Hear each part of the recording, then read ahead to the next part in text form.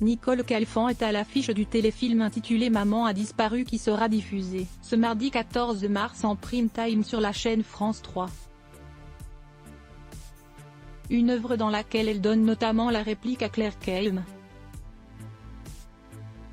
L'actrice de 76 ans n'a plus rien à prouver dans le monde du cinéma, du théâtre ou de la télévision. Elle fut l'une des stars de son époque, par sa carrière mais aussi sa vie privée.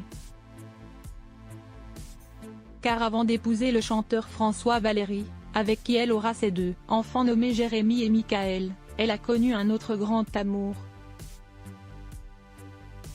Celui-ci n'est autre que l'acteur et réalisateur Jean-Yann. Ils se sont ainsi rencontrés sur le tournage de son film Êtes-vous fiancé à un marin grec ou à un pilote de ligne, alors qu'elle n'avait que 22 ans, alors que lui avait 14 ans de plus. C'est le coup de foudre.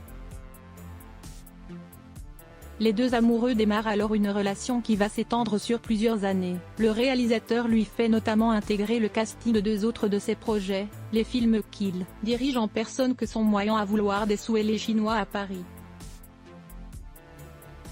Des hommes, il n'y en a plus des comme ça seulement après 5 ans d'un amour passionnel, Nicole Calfan décide de rompre. Un véritable coup de tête, d'autant plus qu'elle ne se remet pas en couple immédiatement.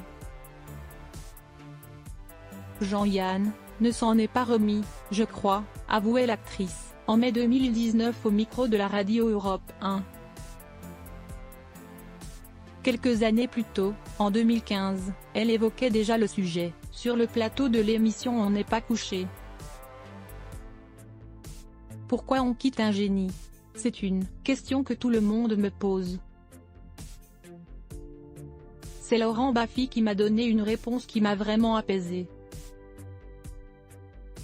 Il m'a dit, à 22 ans, comment peux-tu savoir que tu rencontres l'homme de ta vie? C'est impossible. Je te défie de savoir, je défie quiconque de savoir qu'à 22 ans, on est devant l'homme de sa vie. Et ça a été l'homme de ma vie. Bien que j'ai été heureuse après, expliquait-elle.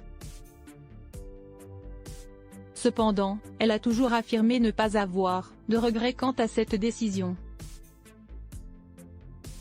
Je vis avec mon passé, je suis quelqu'un d'assez nostalgique et mélancolique. Je serai, pardon Sophie Garel, l'éternelle fiancée de Jean-Yann. Des hommes, il n'y en a plus des comme ça, concluait-elle à ce sujet.